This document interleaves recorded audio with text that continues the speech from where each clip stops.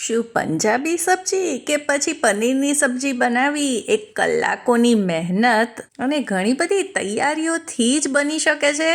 તો એ વાત તદ્દન ખોટી છે, કેમ કે આજની આ મટર પનીરની સબ્જી એવી છે કે તમે ઇન્સ્ટન્ટલી આને કુકરમાં તૈયાર કરી શકો છો. તો રેસીપી શરૂ કરતા પહેલાં હજી સુધી તમે મારી ચેનલને સબસ્ક્રાઈબ ન કરી હોય તો જરૂરથી કરી લેજો. નવી વિડીયોઝના નોટિફિકેશન માટે બેલનું આઇકન દબાવજો.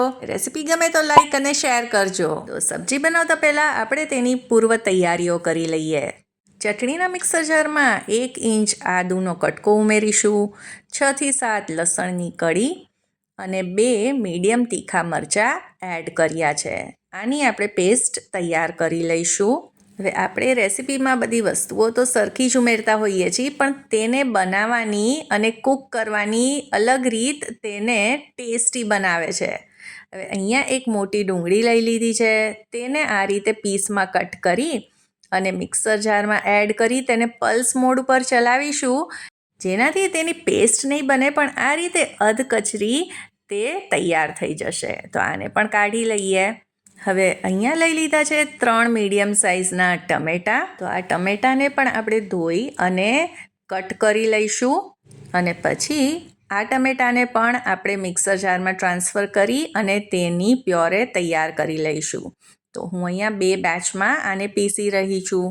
હવે ઘણી વખત એવું થાય કે આપણા ઘરે મહેમાન આવવાના છે, સમય ઓછો છે, અથવા તો આપણે કંઈક ટેસ્ટી ખાવું છે પણ વધારે વાર કિચનમાં નથી રહેવું, તો આજની આ રેસીપી જરૂરથી મદદ કરશે તમને. તો હવે આપણે આ ટોમેટો પ્યોરે પણ તૈયાર કરી લીધી છે. તો હવે જોઈ લઈએ કે વટાણા અને પનીર કેટલું લેવાનું છે. તો હવે આજની આ રેસીપી લગભગ 4 થી 5 જણા માટે તૈયાર કરીશું. તો અહીંયા મેં 1 કપ ફ્રોઝન વટાણા લીધેલા છે. તો હું આવી રીતે વટાણાને ફ્રોઝન કરીને રાખતી હોઉં છું. હવે લઈ લઈશું 200 ગ્રામ પનીર.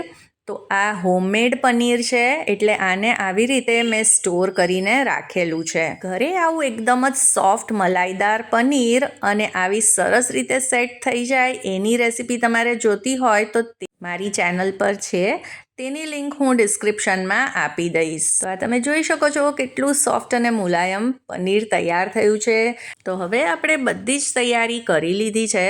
તો હવે આપણે આ પનીર અને મટરની સબ્જીને ફ્રાય કરી લઈએ. તો કુકરને ગેસ ઉપર રાખી તેમાં 5 ટેબલ સ્પૂન તેલ ઉમેરી દઈશું. જેવું તેલ થોડુંક ગરમ થાય તેમાં અડધી ચમચી જીરું એડ કરીશું. શાકમાં સરસ ફ્લેવર અને સુગંધ માટે 1 તમાલપત્ર અને 1 મોટી ઇલાયચીને આ રીતે ખોલીને ઉમેરી દઈશું. મોટી ઇલાયચી ન હોય તો 2 નાની ઇલાયચી પણ આ રીતે તમે એડ જરૂરથી કરજો. સબ્જીમાં ખૂબ સરસ ટેસ્ટ આવશે. હવે આદુ મરચાં લસણની પેસ્ટને પણ એડ કરી દઈશું. હવે આ પેસ્ટને લગભગ 30 થી 40 સેકન્ડ માટે આપણે સાંતળવાની છે. ફ્લેમને અત્યારે મીડિયમ ટુ લો જ રાખવાની છે. કુકરમાં કોઈ પણ રેસીપી એકદમ જ સરસ કેમ નથી બનતી, કેમ કે આપણે બધી જ વસ્તુઓ એક પછી એક ઉમેરી દઈએ છીએ.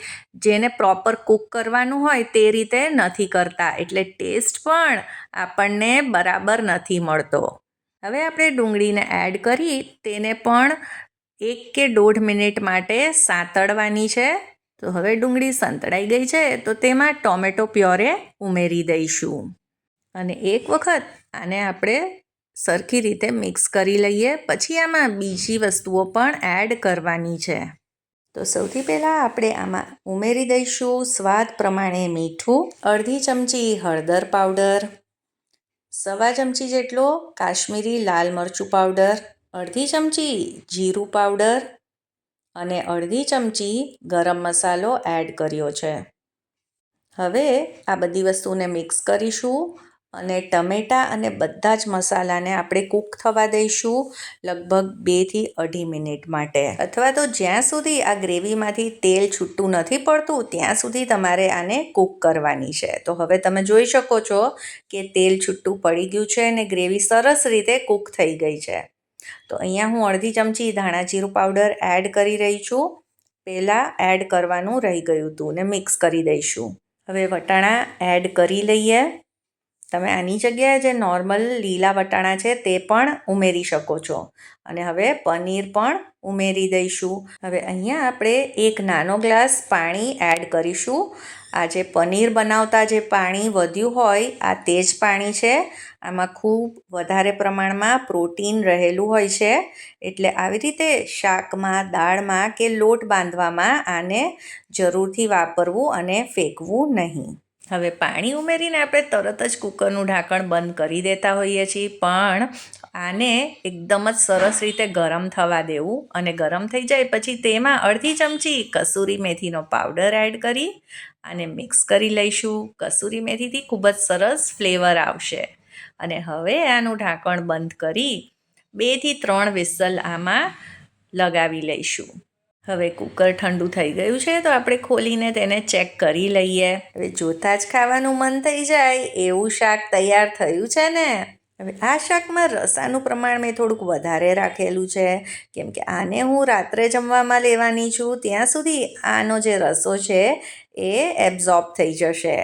પણ જો તમારે આને તરત જ જમવામાં લેવું હોય ને તો થોડુંક ઓછું પાણી પણ એડ કરી શકો છો. અને સાચું કહું ને તો હું તો આ રીતે ઘણી વખત આ સબ્જી તૈયાર કરતી જ હોઉં છું, અને ટેસ્ટી પણ એટલું બધું છે. અમારા ઘરમાં તો બધાને ખૂબ જ ભાવે છે.